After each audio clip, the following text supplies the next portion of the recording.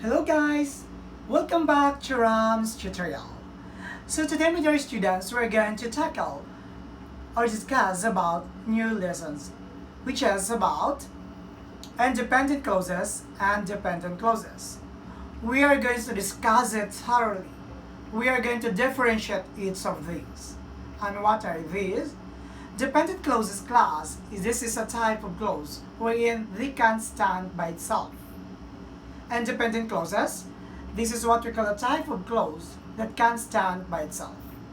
Remember, my dear students, in understanding the difference between independent and dependent clauses is important in understanding how to construct sentences and avoid fragments. This knowledge can also help in varying sentence length in writing, which makes all forms of sentences. Again, independent clause is a clause that can stand by itself. As example, sentenced. An independent clause contains a subject and a predicate and makes sense by itself. Again, our topic is independent and dependent clauses, my dear students. So what are the different examples of independent clause? First, because I woke up late this morning. What happened? That's what we call an independent clause. Okay? It contains a subject and a predicate. And it makes sense, of course, and it can stand by itself. When we arrive, this is a second example, in class, what occurred? That means to say what events or what happened. That's an example of independent clauses, my dear pupils. Next is what we call dependent clause.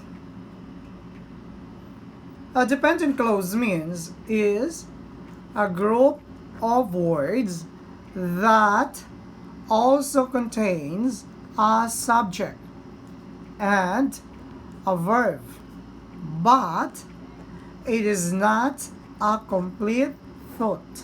That means to say it's not having what we call the complete details regarding this particular clause. Okay? It's not quite understandable what is subject being what we call act in that particular events. So he doesn't know what is the next, what we call next happening.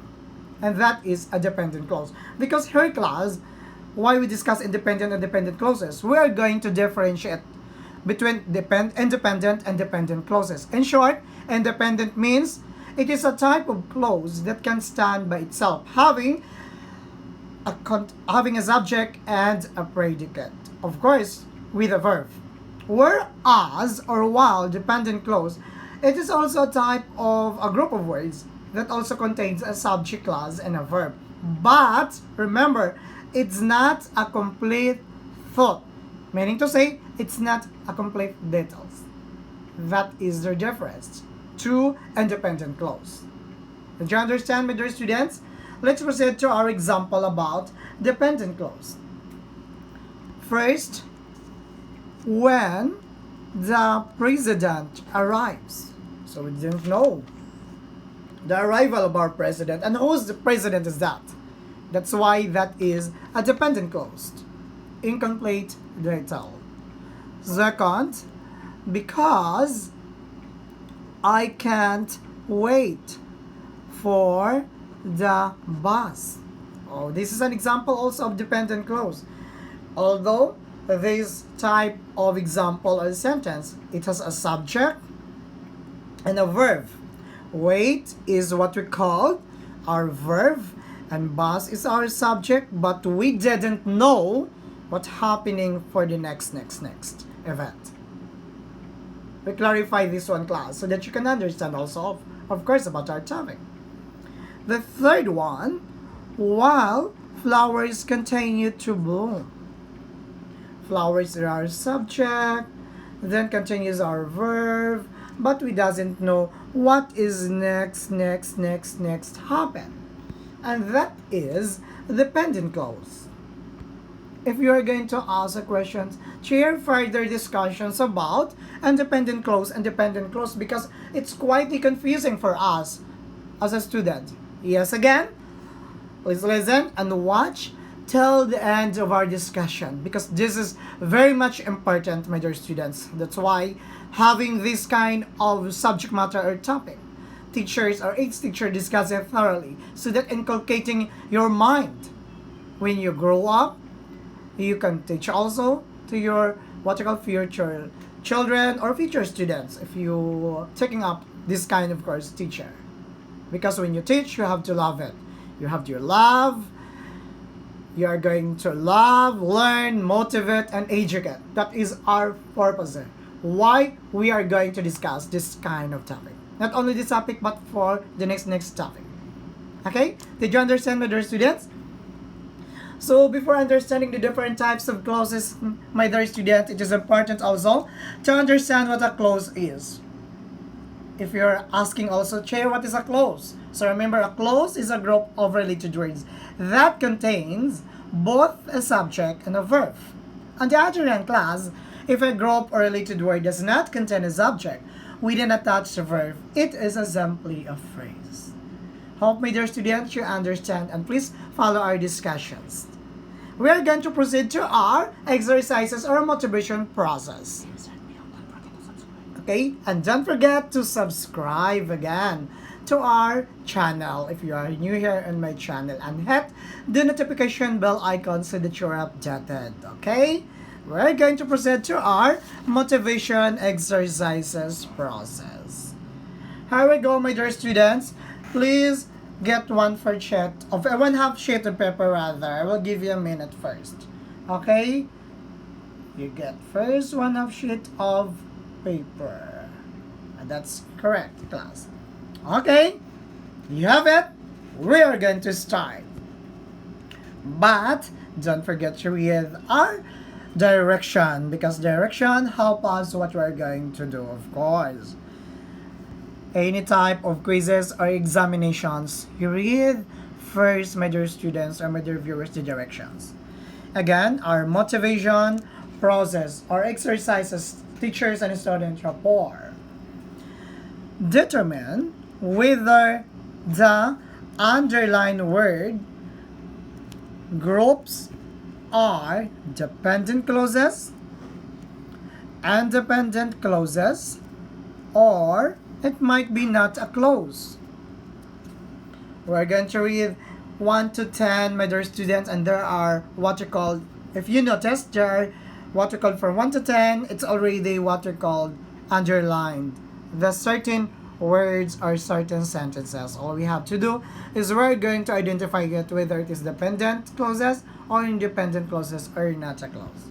Because that is our topic today. Let's start for number 1. Although it was raining, Maria went for a jog at Burnham Park. Oh, what a lovely place. I miss it. So our underlined words here, class, is although it was raining. What type of clause is that, teacher? Is that dependent clause or independent clauses or not a clause? Remember again, class, in our choices, dependent clauses and independent clauses are not a clause. So remember, when you said dependent clauses, class, it can't stand by itself.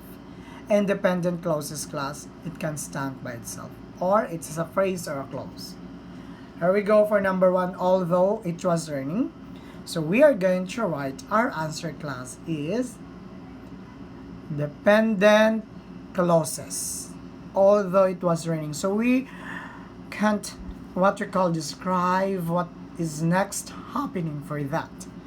So we're going to write here, our answer is dependent clauses. Okay, this is the dependent clause.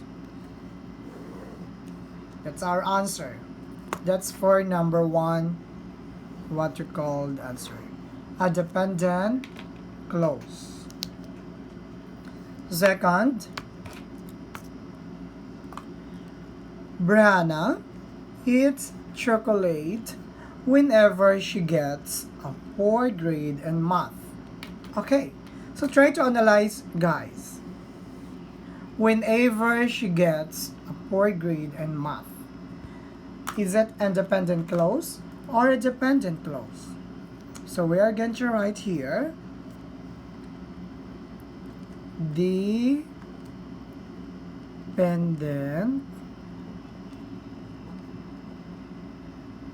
clause. Okay, that's for number 2. Number 3, my dear students. For number 3, space provided for. After the flood, you know what is a flood? It is a certain what we called calamities. The family moved into a temporary shelter. You know what is a temporary shelter? It's a type of shelter wherein it's not what we call the permanent shelter, wherein we can transfer it if we can find it a very comfortable place for us. Okay, that's what is a temporary shelter. After the flood clause, try to identify. Is that dependent clauses and dependent clauses are not a clause? Okay, we're going to write not a clause. Why, Chiram, not a clause? Because this is simply a prepositional phrase. I'm going to write, class, this is what you call, this is simply prepositional phrase. Okay, it's a prepositional rather phrase, my dear students. Or ibig sabihin in short, not a clause. Okay, that's it what I meant. Next, number 4. While walking at the park, Jed saw a raccoon eating potato chips. You know what is a raccoon? A raccoon, class, is a medium-sized mammal. That means to say refers to medium-sized mammals, not too big, not too small. It's a medium, in between with that. Okay? So it's a mammal native from North America. Remember, my dear students, it's a grayish characteristics, a grayish brown American mammal that has a fox-like, it's look like a fox, my dear students, face with a black mask and raised tail. A raccoon class, it's the largest of the Phrygianid family. Okay, that's a raccoon. So we expound the word raccoon so that you can understand it's a type of mammal. It's a look like fox. Okay, Jade saw a raccoon eating potato chips. We're going to identify, class, whether it is dependent clause and dependent clause or not a clause. So your answer for number 4, of course, class, this is absolutely, my dear students, independent clause. Why? It's obviously, class, Jed is our subject, so is our verb, a raccoon eating potatoes, of course, is our predicate. Okay, that means to say, in short, detail, exact what we called complete details, very understandable. Okay, that is why our answer is independent clause. Okay, don't confuse, my dear students, when you choose dependent clause. It's not what you call having a complete thought, whereas independent clause, complete idea. Okay, for short, for you to be able to inculcate to your mind the what you call the right thought. Independent clause, having a complete thought or idea. In the dependent clause, rather, not complete detail or does not expresses a complete thought, or not a clause, that means to say it is a phrases. Okay, doesn't express also a complete thought, but there is no subject and verb. Okay, 5. Students enrolled in bachelor's and associate's degree programs must pass the Regents test as a graduation requirement. That was for number 5, my dear students. It's obviously class. What is your answer? I think it's already given, my dear students. It shows us a complete detail, my dear students. So we're going to write independent close. Okay, this is quite thoroughly discuss it so that you can understand, my dear pupils. 6. Students who fail to show up for the Regents test. That's meant to say Regent test class. Another words for this is diagnostic test, a type of achievements of the students, right? Like that. Must enroll in the Regents remediations courses. For number 6, my dear students, what is your answer for number 6? Who failed to show up for the Regents test? Is it independent clause or dependent clause? So we're going to write dependent clause. Why? Because it's quietly obvious, class, that this is start class who failed to show up for the Regents test. Okay, this is the right start with WH, who failed. That's why I chose the right answer is dependent clause. Okay, it's not what we call, it's not show off or show us the what is next for that particular event. That's why it's dependent clause. 7. Okay, when you finish your homework, please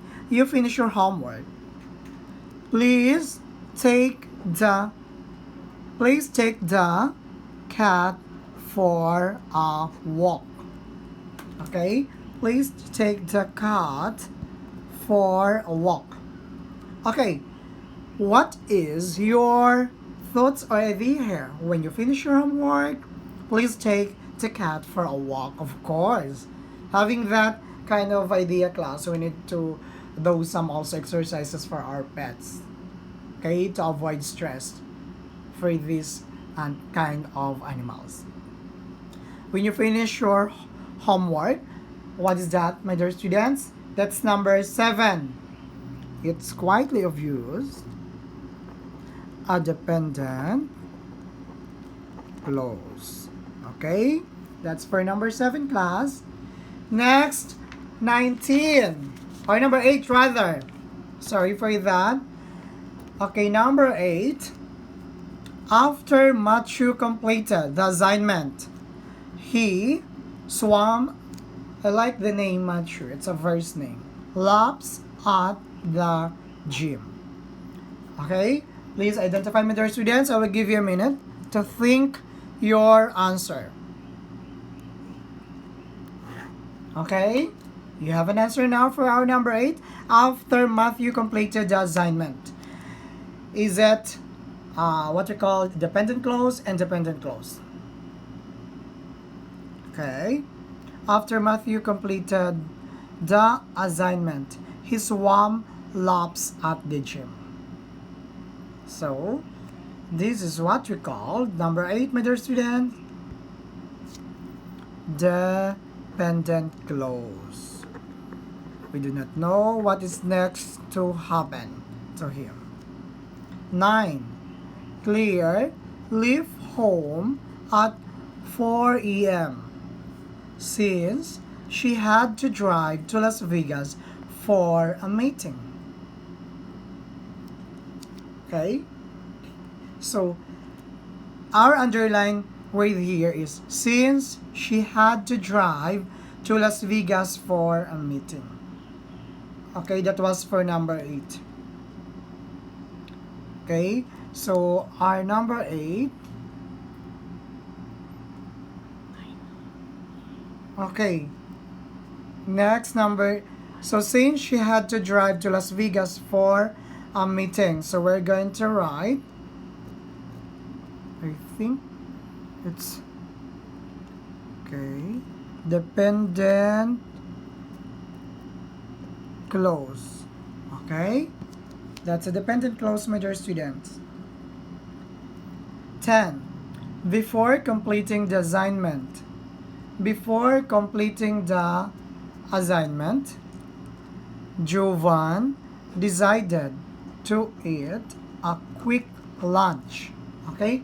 Think of it first class. So our underlined word, we have before completing the assignment.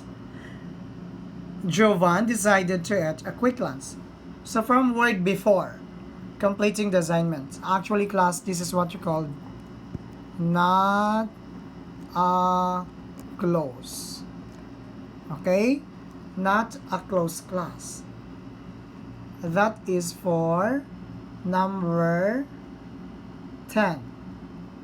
When you see a not a close class, because it does not expresses a complete thought or idea. That's how you are going to distinguish independent to dependent clauses.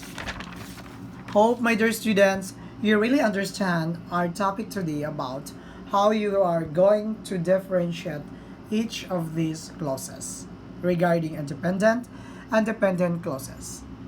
Once again, good day and God bless to us.